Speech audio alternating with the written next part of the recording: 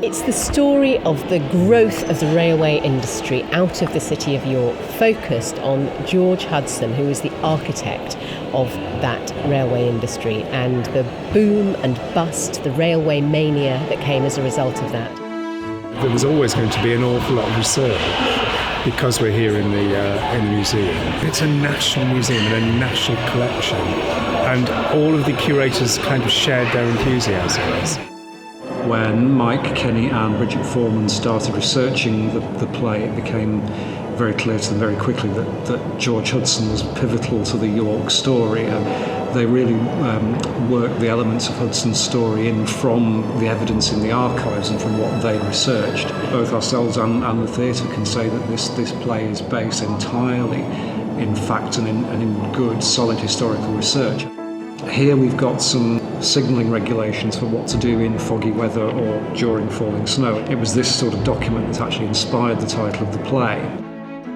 After we decided on the story of George Hudson as our kind of key story running through the play, we wanted to then build other stories around that one that were not necessarily based on historical real people, but were based in historical accuracy in terms of the type of people who might have been engaged with and affected by the railway industry.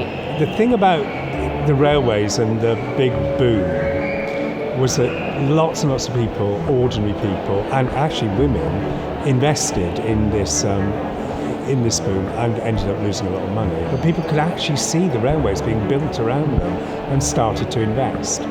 This is a share certificate from one of George Hudson's companies, the Malton and Driffield Junction Railway Company. It was actually a share that was bought by a man called George Bartlett of Malton. He will have seen this opportunity and been caught up in the wave of enthusiasm and what became the railway mania for share buying, very much fueled by Hudson's companies. The main inspiration for the design has been cartoons of the period, Gilray, Cruikshank, Punch cartoons, some cartoons of George Hudson himself from the time, so hopefully it'll give a feel that's not naturalistic, it's a little bit larger than life, and I think that suits the characters of the play. Although there's one traditional theatre space, we're also working all over a museum, so that was the most interesting thing for me, is finding locations that are already there in the museum to perform scenes.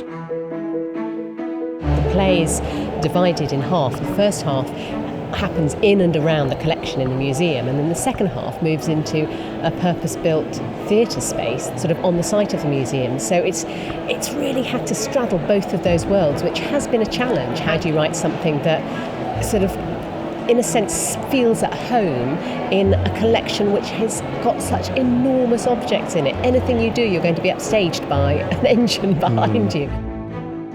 This isn't the first time I've written for a big cast. I really enjoy it. The reality of writing for theatre these days is that 6 people is an enormous cast.